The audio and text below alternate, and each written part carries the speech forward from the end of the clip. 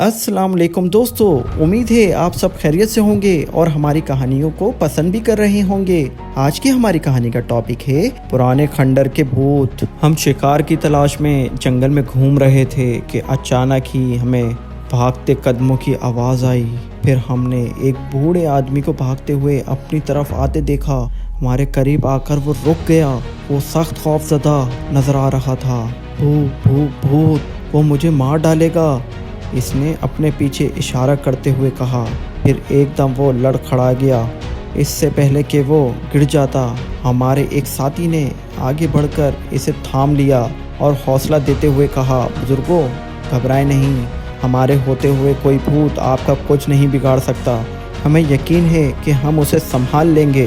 ہمیں اطمینان سے بتائیے، آپ نے بھوت کو کہاں دیکھا؟ بوڑھے نے بتایا، میں پرانے کھنڈر کے پاس لکڑیاں جمع کر رہا تھا کہ بھوت نے کھنڈر سے نکل کر مجھے پکڑ لیا۔ پھر جانے کیسے میں اس کی گرفت سے نکل بھاگا اور یہاں تک پہنچا۔ ہم نے اس بوڑھے سے کہا وہ ہمیں اس کھنڈر تک لے جائے۔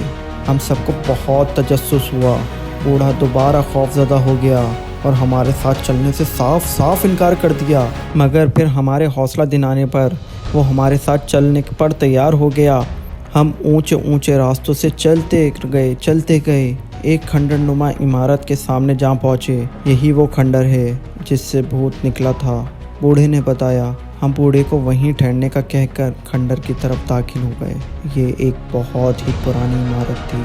جگہ جگہ سیمنٹ اکھڑا ہوا تھا اور بھری سرخ اینٹیں جھانک رہی تھی۔ اندر خوب اندھیرا تھا۔ ہم ٹارچ جلا کر داخل ہو گئے۔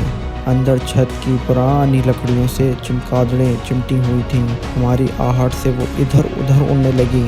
ہم نیچے جھک کر ان سے بچاتے بھوت کو ڈھونڈنے لگے، مگر بھوت کہیں نظر ہی نہ آئے۔ ہم نے سب کونے خدرے دیکھ لیے۔ پھر ہمیں وہاں لکڑیوں کی پرانی سیڑھیاں نظر آئیں۔ ہم سیڑھیاں چڑھ کر اوپر پہنچ گئے۔ جیسے ہی ہم نے چھت کے فرش پر قدم رکھا، چھت لرزنے لگی۔ یوں ہوا جیسے چھت ابھی گر جائے گی۔ اچانک ایک سیاہ بھوت ایک تاریک کونے سے نکل کر ہمارے ایک ساتھی پر جھپٹا۔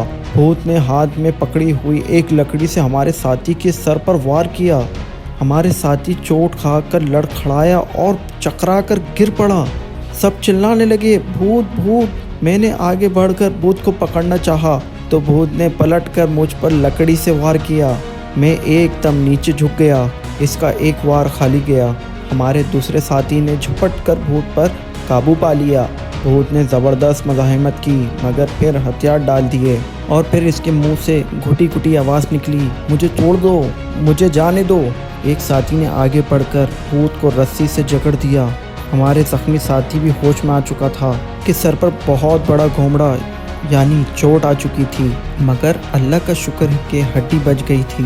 ہم بھوت کو لے کر کھنڈر سے باہر آئے۔ یہی ہے وہ بھوت۔ بوڑھا اسے دیکھتے ہی چیخ اٹھا اور ڈر کر بھاگنا چاہا، مگر ہم نے اس سے کہا کہ وہ بالکل نہ گھبرائے، یہ بھوت اب اس کا کچھ نہیں بگاڑ سکتا۔ اس بھوت کو لے کر ہم قریبی تھانے پہنچ گئے۔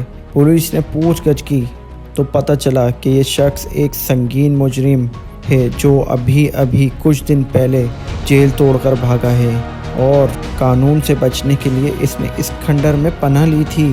پرانے کھنڈر میں رہتے ہوئے اس کے کپڑے بھی پھٹ گئے تھے اور دھول میں اٹھ کر وہ بھوت جیسا بن گیا تھا۔ یہ تنہا مسافروں کو پکڑ کر کھانے کی چیزیں چھین لیتا۔ بوڑھے کو بھی اس نے اسی نیت سے پکڑنا چاہا، مگر خود قانون کی گرفت میں آ گیا۔ تو دوستو، کیسی لگی آپ کو آج کی ہماری کہانی؟ امید ہے آپ سب اپنا خیال رکھیں گے۔